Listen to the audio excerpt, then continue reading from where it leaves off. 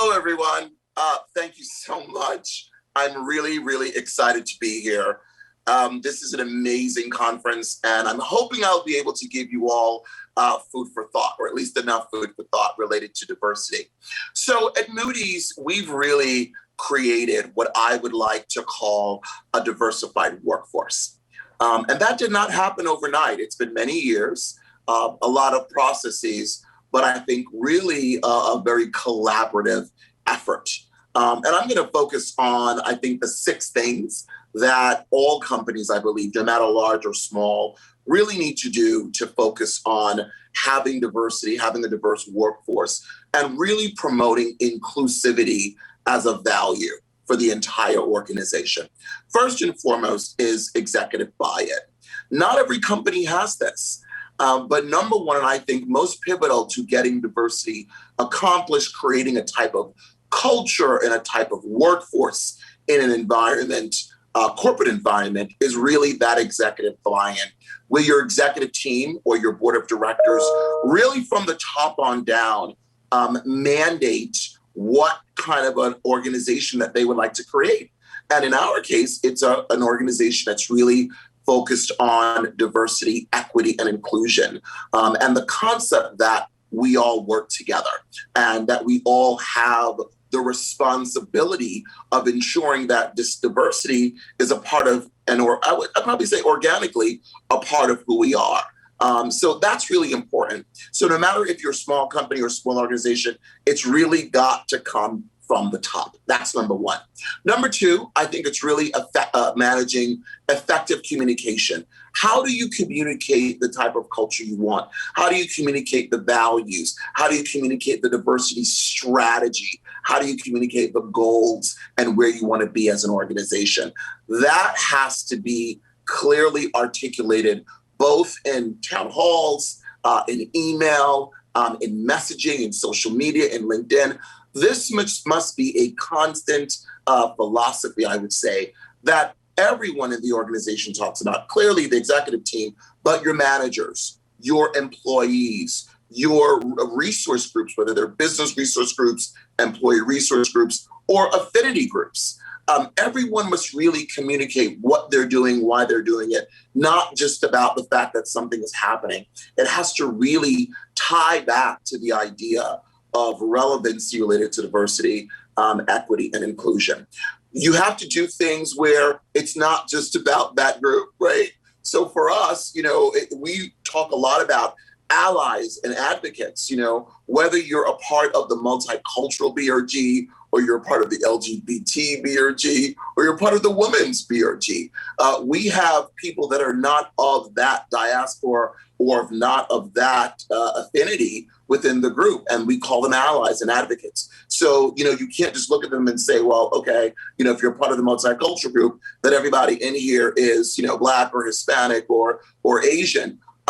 You have people in there that are a part of the group to learn and to understand. That's really, really important. And they're constantly communicating with each other about what they're doing, their learnings, etc. We even have an inclusion app, right? So that's a big take, where we have an app for that. So at Moody's, if you want to learn about inclusion and you're a manager, right, you have a tool where as a manager, you're able to utilize the app and talk about things that are happening in the company. Right now for us, mental health is huge, and wellness. And from a diversity perspective, that's a part of our ecosystem. And our teams are talking about that on the app. It's a unique identifier because it gives you a different way and a different lens to look at diversity. So communication at all levels is really, really key. The other piece that I think is really important, and probably the number one thing that most people do when they want to create a diverse environment and a diverse workforce, is prioritize hiring. And when I say prioritize hiring, I mean prioritize hiring diverse professionals. So whatever your organization looks at when they create their strategy, meaning whether your strategy is to hire more African Americans, more Asians, more veterans, more women, whatever it may be, you've got to prioritize that. Because if you don't prioritize it and you're treating it like everything else, you really are missing out on an opportunity. And that's just not what you want to do. You want to make sure that there's a clear understanding that You want to be an employer of choice for diverse professionals. You want to be an employer of choice for diversity of thought. And you want to be an employer of choice for innovation, because ultimately that is what diversity is. It's innovation. Those three things must be prioritized under your talent acquisition strategy, as well as your promotion and retention strategy. And if you're not, it's going to be quite challenging for you to create a diverse workforce in a really authentic way, where you're able to see in real time your demographics change and also your diversity of thought change. That's really, really important for you to do when you're laser focused on creating a diverse workforce and inclusivity. The fourth thing that I think is really, really important is your manager engagement. A lot of people don't think that this is important, but you being able to have managers really speaking to the diverse populations of people within the organization and engaging their employees that don't look like them, that maybe even don't think like them, but are good employees in the sense that they are there, they're learning, they're growing, they're adding value to your company. It is really important that there is that level of engagement. You know their names. You know what their aspirations are. You have a clear understanding of what their career development goals are and their plans. You're working with HR to have a clear development plan for them, right? Because you've engaged them and you understand where they want to go, what they want to do, and what you as a manager need to do to get them there. That is really important, I think, pivotal to the overall focus of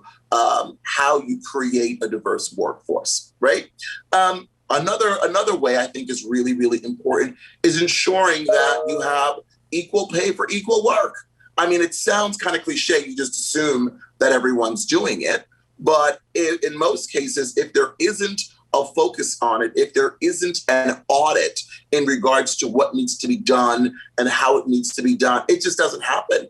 And what happens is you will have gaps within your organization where, for whatever reason, your diverse professionals are not equitable to the more larger population. So I recommend doing a pay audit. I recommend getting a pay equity tool so that you're assessing how people are paid within your organization from a global perspective, regional perspective, local perspective. You have a clear understanding that there aren't any gaps. Very often you hear of this happening, and when you do the audit, people will say, "Well, I didn't know," or "I'm shocked to realize this," etc. That is really important because perception is everything, and employees do talk. And if you are a corporation, whether large or small, you want to ensure that you have a level of equilibrium and equity within your organization from the pay structure. So those are all of the things that I think are really, really important to creating a diverse workforce and a culture that really brings the organization forward, that really focuses on what you need to do to look differently, think differently, and have certain results and outcomes related to creating a diverse workforce. Clearly, all of those things, I can literally stand here and speak about them individually for hours, because it's not just, the concept, it's really the concept and all of the strategies and tactics and things that you need to do, the activations under all of them, right? If you're going to communicate, it's how are you going to communicate? Are you going to do it online? Are you going to do it weekly? Are you going to do it through your business resource groups? What tools and resources you're going to incorporate, right? If you're going to do candidate engagement, how are your managers going to communicate? Are you going to train them? I mean, I highly recommend that you train everyone in your company on diversity and inclusion, because you can't make the assumption that it's, one and done. It's definitely not. Diversity is like everything else within your organization. It is a elongated process, and it's really important that there's a focus on how you begin, right? What you want to develop and grow, and ultimately what the key outcomes are. I can guarantee you that as an organization, if you focus on all those things that I've just mentioned, that you'll have a different outcome. You will look differently, you will feel differently, and you'll be very happy around the way your organization looks, because that's what diversity is all about. It's all of us working together and really focusing on our differences as an asset and not as a stumbling block to growth and success. Thank you very much.